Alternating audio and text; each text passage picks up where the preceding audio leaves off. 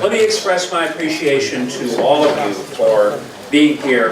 And I especially want to say thanks to the Jewish Chamber of Commerce for their wonderful sponsorship of this event, to Dr. Frager, to Dr. Brody, to Odalia, and especially to Nikki for helping put together. And let me just say to all of the members of the Knesset, thank you for being here. Thank you for your wonderful comments of affirmation, your comments of reminder of how important it is that we in America understand the unique position of Israel. And because of the time, I'm going to abbreviate my remarks and try to shorten them a lot, so I won't go through it and mention every member of the Knesset. I want to say what a true honor it is that so many of you have come. It's delightful to know that I have many friends in the Knesset. I'm sure I have some folks that aren't so friendly. I get that too. It's Israel, after all. One of the things that I always appreciate about Israeli politics is that where two or more Israelis are gathered together, there are at least 7 different opinions about everything. There's an old saying that history is to a culture what memory is to an individual. And that is so very true. Because if I were to wake up this morning and not be able to remember my name, or where I lived, or who my family was, or what I did for a living, I would be totally disoriented and lost. To lose one's memory is, in essence, to lose any sense of perspective. In many ways, history serves as perspective to a culture. And when people do not know their history, and they do not know where they've been, then they have no clue as to where they're going, because they're lost and disoriented. There are a lot of people in the world today who are disoriented because they have no concept of the history of who we have been as a world. Sadly, there are many people, even who do not understand who Israel has been as a country, and therefore has no idea where it should be going. I'm not here today to in any way suggest a course of action for Israel. That's the sovereign duty of a sovereign nation to decide.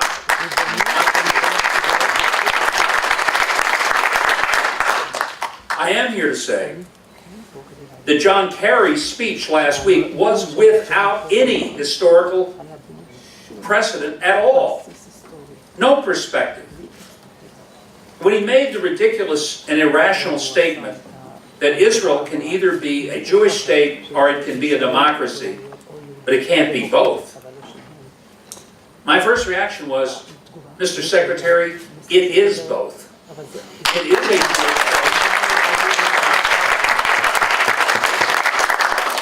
But as I realized, the only way that statement makes any sense at all is if you take faith and religion completely out of the equation of who Israel is. Then what he says may have some basis in meaning. Because the fact is, there is no explanation for Israel apart from God's unique and personal involvement, not only in the creation of this nation, but also in being able to sustain it. There is no other explanation other than God for how Israel has been able to reassemble, how it's been able to maintain indigenous roots in this land for over 3,000, going on 4,000 years, for how this land has truly seen the dry bones live again and the desert bloom. I first came here in 1973, just months before the Yom Kippur War, almost 44 years ago. Over the course of these 44 years, what I've observed is that this struggling little economy and sleepy little country that was just getting along at that time in terms of being able to live off the kibbutzim has become an amazing country that is the leader in technology. It's been a remarkable short period of time in which Israel has become one of the most entrepreneurial nations in the history of mankind. People can give all kinds of explanations. In the same way they can give all kinds of explanations for how Israel has won wars it should not have won. But I think for many of us, there's only one explanation. And that is, there is a God. He has chosen this land for his people. And he has kept his hand on this land and his people. And anyone who believes he will not continue to do that will live to regret that false and foolish belief.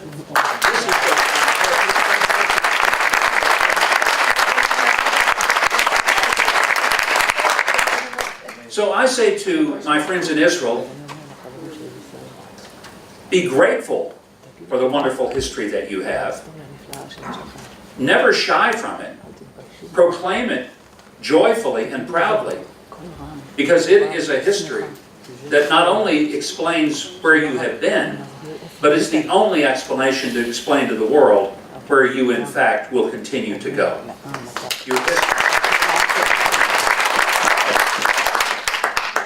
The UN resolution of last week was an act of hate and contempt toward Israel. I find it interesting that in 2016, the United Nations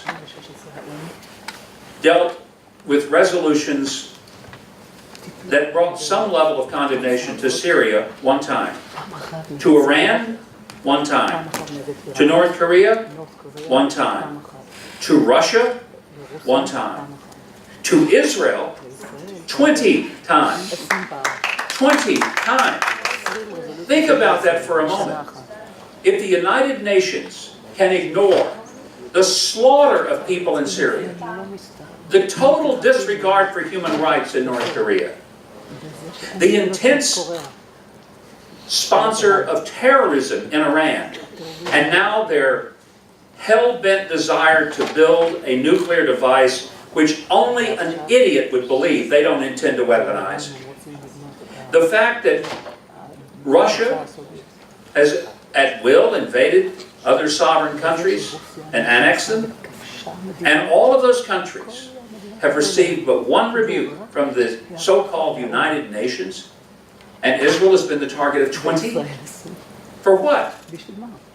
Because it has continued to build communities and bedrooms for its own families?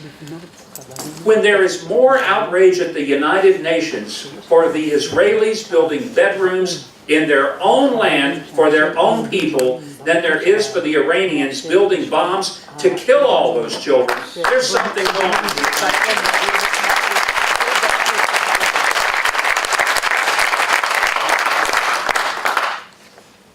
I would say to my friends in Israel, the world doesn't hate you because of where you are.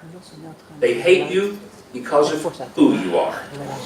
And they hate you because of whose you are. And I want to be very clear to say, as an outsider, they're not going to hate you less if you give in to their demands. The idea that somehow Israel can make everyone love them by giving in to their demands is nonsense, because the hate that is expressed toward Israel is not political. It ultimately is spiritual, even if the haters understand it or not. And that's why it makes no sense at all for there constantly to be this pressure for Israel to give up the tiny little speck of land that it lives in and owns for the sake of a few. I carry around with me, and I showed it on television last week, and I got quite a response. You can't see it from where you are because it's a small little map. But this little map, if you can see the green area, this represents all of the Muslim nations that exist around the continents between Asia and Africa. And there's quite a bit of landmass. In fact, so much that you can clearly see the green versus anything else. What you probably can't see unless you're really close to me is right there in that tiny little speck. And it's so tiny you can't see it. There's a little bitty red dot. That's Israel. Most Americans have no clue what you face geographically. But I hold this up as a reminder that when people talk about a two-state solution. Here's what they're basically suggesting.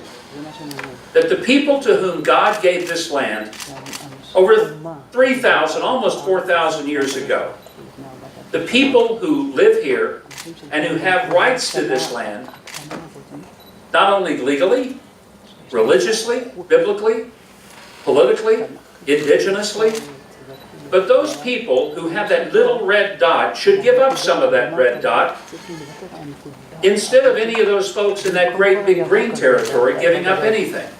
And that somehow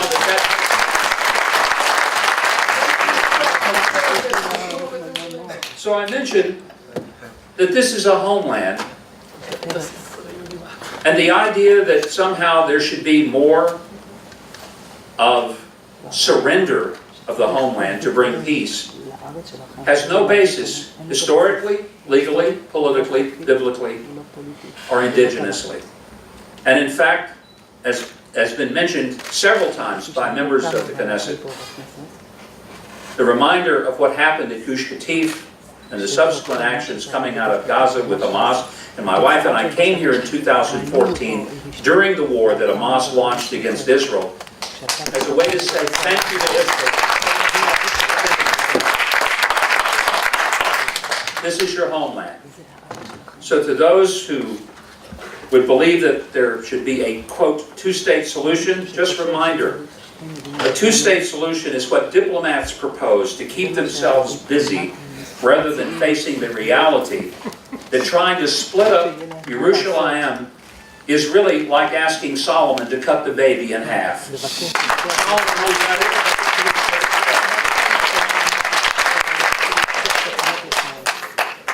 But I want to conclude today with words of hope. Not history, not hatred, not even words of a homeland, but words of hope. In America, we just went through an election that defied all odds. Some would call it a miracle. For some of us, it was only half a miracle. The miracle would have been that I would have been elected president.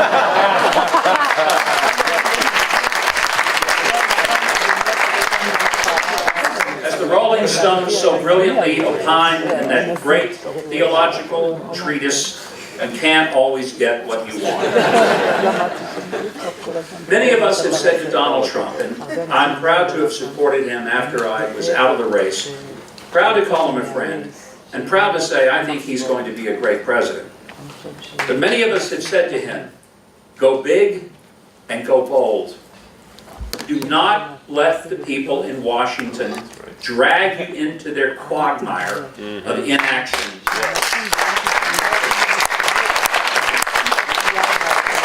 In America, there is a statement that we often use that says, go big or go home. I would say to Israel, you too are at an important point. Just as America needs to go big and go bold, I would say to Israel, go big, and you already are home.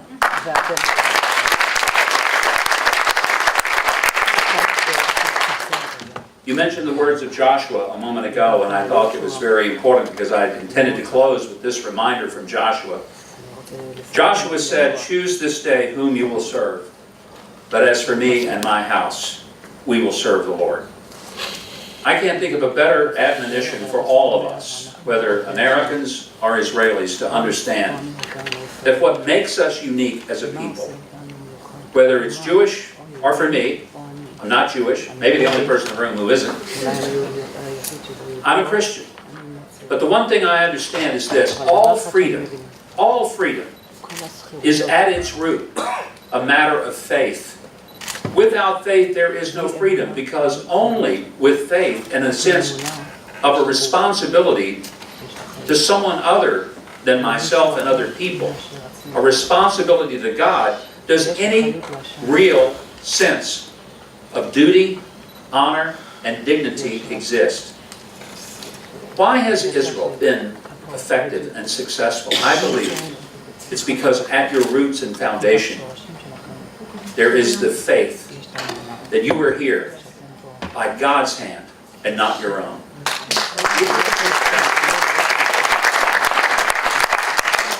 If you keep that, I believe God's blessing is so enormous that no hand will ever be able to come against you. I truly believe that. And believe, as many of my fellow Christians in America do, that those who bless Israel will be blessed, and those who curse Israel will be cursed. I would tell anybody in the world, say what you will about Israel, but I'd never bet against her. Thank you very much.